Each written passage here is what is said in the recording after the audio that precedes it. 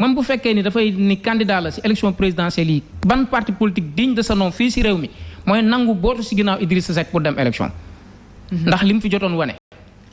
ñoom Bougane ak ñoom ñi ñëpp moom lañu àndaloon defe naa jàppale ko. en 2019. mais ñoom ñëpp la trahir war leen. ci wor gu leen bett ñoom ñëpp. ku ci nekk la nga amoon da nga ko ñëw yàkkal. da nga ko ñëw yàkkal ba ñu ko yàkkalee également daf ko dem yebbi la. te ñoo taxoon mu doon li mu doon ci élection présidentielle li mu occupé woon deuxième position bi mu occupé ko. mais finalement daf leen trahir moo tax ma ne la ci jamono yi ñu toll nii.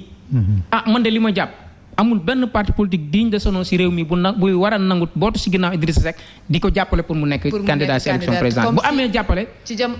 oui vas-y. ci jamono joo xamante ne mu ngi ci biir. di jël clin d'œil di def Ousmane Sonko ci boor bële. wala di def fi mu toll nii kenn xamatul ban loxo lay làmbatoo. non Idrissa Seck pour man sax politique gu Sénégal la ko dépassé. li muy def nii jeu yi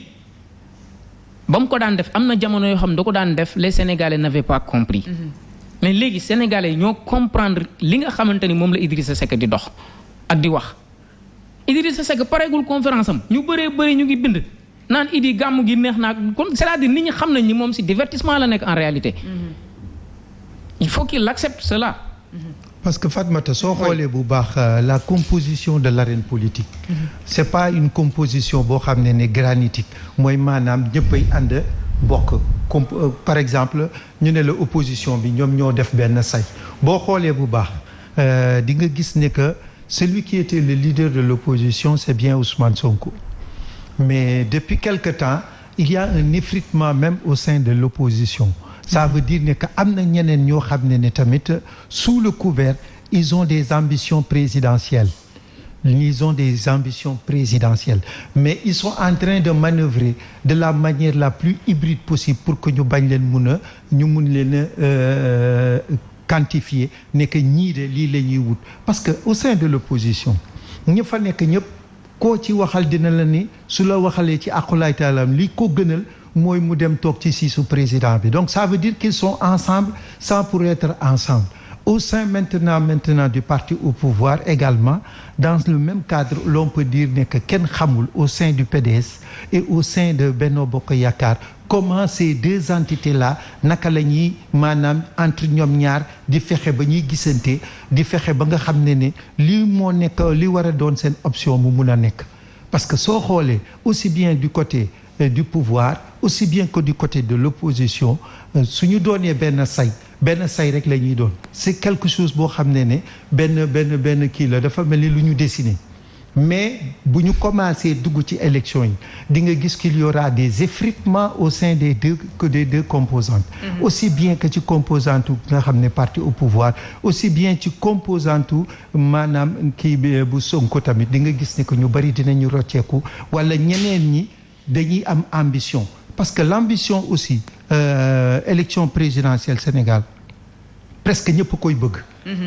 ils font ensemble d'être ensemble mais ils ne seront pas ensemble parce que tout simplement parce que ku ci nekk yaa ngi garder une forte ambition que de siéger à la présidence donc c'est ça également le véritable problème mais Idrissa Seck soo xoolee intelligent comme il est en train de jouer entre l'opposition et le parti au pouvoir s'il va voir par exemple Macky Sall et en retour également il va voir également Ousmane Sonko ça veut dire ne que il est dans une position boo xam ne médiane c'est-à-dire au milieu du cercle et c'est lui qui donne le tempo et c'est lui qui donne véritablement le coup de sifflet de départ donc il est dans cette posture et il voudrait véritablement continuer dans cette posture pour pouvoir moom tamit se projeter à la présidence. Et c'est tellement compliqué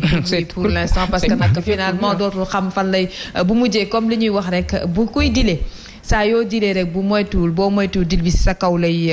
mujjee. te beneen bi oui. te beneen bi Fatima bi muy def déclaration bi defe naa États-Unis bi muy mujjee wax noonu. mais lan la wax pour wane le Idrissa Seck véritablement lan la bëgg a wax en réalité te moom li mu bëgg a wax xam na ko. xam na ni lii la bëgg a wax mais du ko wax clairement. il faut mu nekk ci ay njunju ci contexte boo xam ne sénégalais yi dañuy soxla lu leer lan la wax ay bu ngeen mu gungee xaw ma lan ma dem jëli coupe bi monde beeg yooyu yëpp su ngeen fexe ba ma toog dinaa fexe ba kenn dootu fi def ñaari mandat yu 5 ans maanaam 10 ans kenn mënatu ko fi def te wax ji mën a leer. bu fekkee président Macky Sall ngay wax mais lan moo empêché Idrissa Seck lan moo ko barré la route ba mu war a mën a jàkkaarloog moom ne ko 2 mandats ça suffit fi nga war a mën a yem man pour man lu gën a leer loolu waru mën a am mais pour daaneel mooy li ma la wax Idrissa Seck jusqu'à preuve du contraire mooy 1 + 1 = 5. Idi boo ko seenoo nord sud lay génnee boo ko seenoo sud mu génnee nord mais nag xam ni désormais sénégalais yi. yeewu nañ am nañ maturité léegi am nañ prise de conscience li ngay bëgg a wax sax balaa ngay def point de presse ne da ngay jàkkaarloog sénégalais yi pour wax sénégalais yi dinañ génn ci réseaux sociaux yi ne lii ak lii ak lii ak lii la wax léegi ñëpp ay analyse politique lañ léegi ñëpp dañuy suivre géopolitique bi kenn mënatul nax kenn donc discours véridique bi sénégalais yi di xaar bi sénégalais yi di soxlo dama ne la loolu lañ doon xaar ci Idrissa Seck tey mais Idrissa Seck fa mu génnee mooy ay nopp naa suma jabar te véritablement Léopold man je pense que fii ñëpp a nopp seen jabar. donc si yooyu la ne discours yooyu gàmm goo xamante ni presque jël na 30 minutes di wax loo xamante ni amalul actuellement nii loolu la Sénégalais yi xaar. waxtaanu koor la doon wax gars yi nee nañ ko ci réseaux sociaux yi waxtaanu koor yor koor tey loolu la doon def. vraiment conférence religieuse la doon def am na benn propos boo xam ne ça me semble très clair quand il est parti aux États-Unis ba mu gisee la délégation sénégalaise daf leen ne Macky Sall indil na leen Coupe d'Afrique man dinaa leen indil Coupe du Monde Macky Sall indil na leen Coupe d'Afrique man maa leen di indil Coupe du Monde. Ça veut dire que ça veut dire quoi? Ça veut dire tout simplement comme Macky a fait un pas de géant moi j'irai au-delà du pas de géant de Macky Sall c'est-à-dire que tout le monde est content au Sénégal parce que Macky nous a amené la Coupe d'Afrique mais moom il dit ne que man naa leen indil Coupe du Monde donc ça veut dire que y a une rivalité qui s'installe ipso facto moom moo fi indi Coupe d'Afrique waaye man dinaa leen indil Coupe du Monde donc ça veut dire que soo xoolee ces deux propos tu sens ne que entre ñoom il y a des choses yoo xam ne qui ne s'accrochent pas. Parce que li mu wax ne que naa leen indil Coupe du Monde ça veut dire que je ferai mieux que Macky. D'accord, c'est clair. Mais pas en Coupe du Monde seulement mais certainement sur le plan économique sur le plan boo xam ne sur le plan scolaire sur d'autres plans et sur d'autres plans ça veut dire que tout ce que Macky a fait et que nit ñi di ko bàkkoo moom il ira au-delà de ça mais bëgg ko tudd mu jaarale ko ci mbirum Coupe du Monde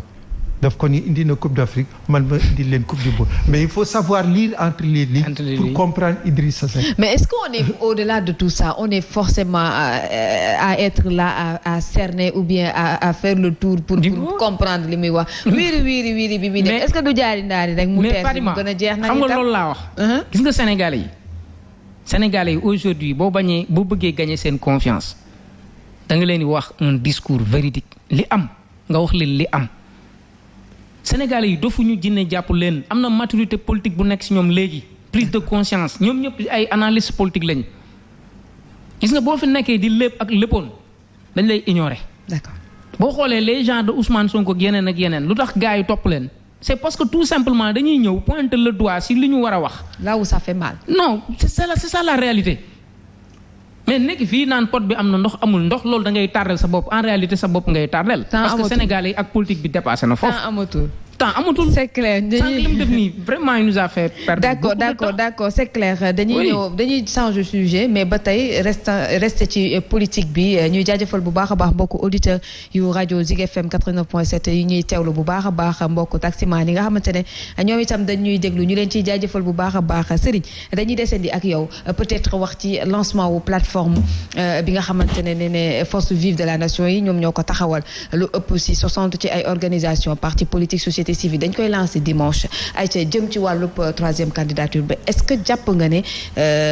plateforme boobu mën na taxaw jàkkaarloo ko ki nga xamante ne moom moo di Macky Sall ci ñetteelu mandat bi. waaw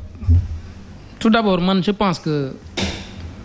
plateforme la bokk ci pexe yi nga xamante ni ñenn ñi nga féete ci nga xam dañoo bañ troisième mandat bi ñu ngi ko taxawal donc pexe yooyu aussi ci beneen wàll bi muy la coalition Benno Bokk Yaakaar ñoom itam ñu ngi ci seen i pexe. donc pour dëggal li nga xamante ni moom mooy quinquennat sax lañ ko tuddee mais en réalité troisième candidature la donc ñoom itam tout récemment gis ngeen seen famille dajalikoon nañ fenn di investir seen président Macky Sall donc dama jàpp ni nag plateforme bi du plateforme boo xamante ni dafay yem 2024 rek tax ko jóg donc plateforme la boo xam day dem sax au-delà de 2024 maanaam plateforme boo xam day wëy di dem parce que question de troisième candidature aussi dafa war a nekk loo xamante ni aujourd'hui dafa war a jeex ci dundu Afrique waxuma sax Sénégal mais dafa war a jeex ci dundu Afrique te le président Macky Sall tey moo waroon a doon instrument bu njëkk bu war a xeex question 3e mandat parce que fii ñu jëm nii man pour confirmer li ma yàgg a wax man mënuma ko tuddee lenn lu dul bu fekkee day bokk mënuma ko tuddee leneen lu dul 3e mandat parce que damaa wax ni te damaa jàpp ni dama am considération bu mag sëkk ci Sénégalais yi nga xamante ni bu élection jotee dañuy dem voté wu te xamuñu luy constitution xamuñu luy droit man dama am considération ci ñooñu te dama jàpp ni ci ñooñu laa bokk ñooñu tey boo demoon dëkk leen micro dañuy wax ni Macky Sall ñaari yoon faloo na ñaari yoon ndax 2012 bi ñu demee élection moo gagné bi ñu demee 2019 moo gagné léegi ñaari toog yooyu fan lañ koy qualifié fan lañ koy dugal lan la ñuy wax mais c'est 2 mandats donc moo tax souvent damay wax ni leneen li ci des yépp c'est des manipulations organisées ou bien orchestrées par une technocratie comme ni ma ko waxee léegi logée au palais présidentiel